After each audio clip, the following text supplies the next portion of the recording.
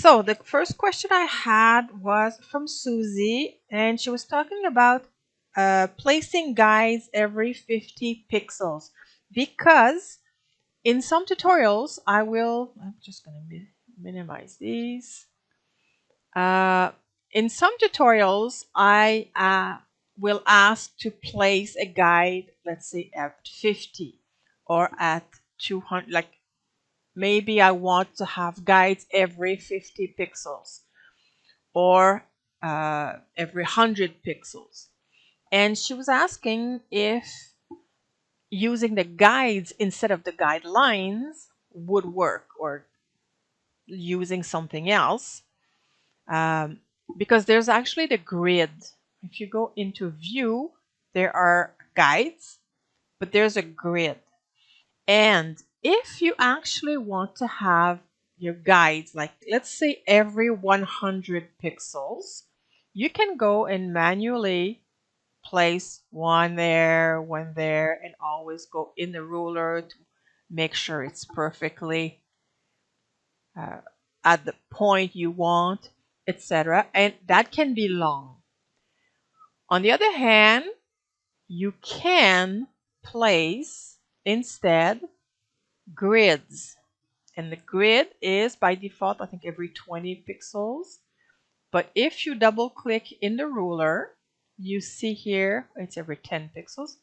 This is the grid setting, and you can place every 100 pixels instead of every 10. And this is what it will look like. So if you actually want to start at 0 on the side and the top, yes, you can use the grid. That will save you time, definitely.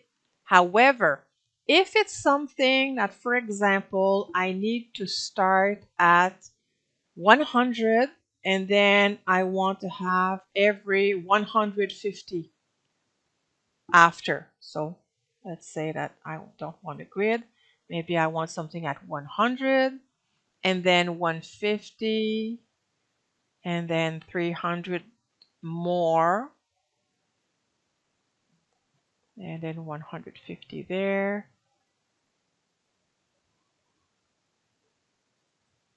And something like that.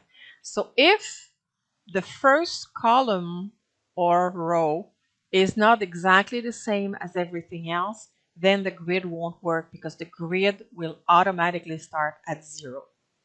So you can definitely save time if your placement of your guides would have been completely even from the left and from the top.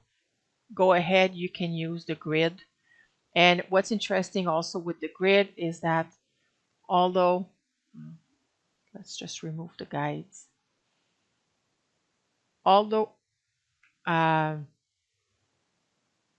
delete guides, okay. Although I can have something even, 100 and 100, I can have 150. I don't have to have them in the same size in both directions. So that could be kind of interesting, and you can snap to the guides just the same as you can snap to the grid. Both are possible, and you can change the color also the grids. The grids are by default gray and the guides are blue. You can change the colors if you want.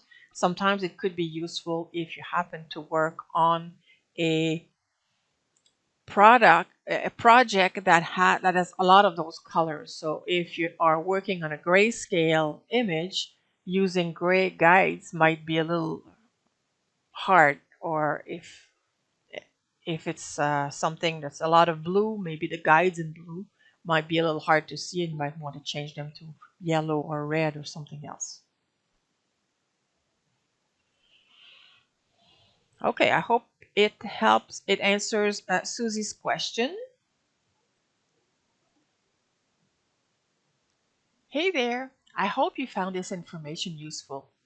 If you're curious to dive deeper and explore more about PaintShop Pro, we've got a wealth of resources waiting for you in our membership area. There, you'll find in-depth classes, workshops, Q&A sessions, and much more to help you enhance your PaintShop Pro and digital scrapbooking skills. Feel free to check it out. The link is in the description below. Thanks for watching and see you in the campus.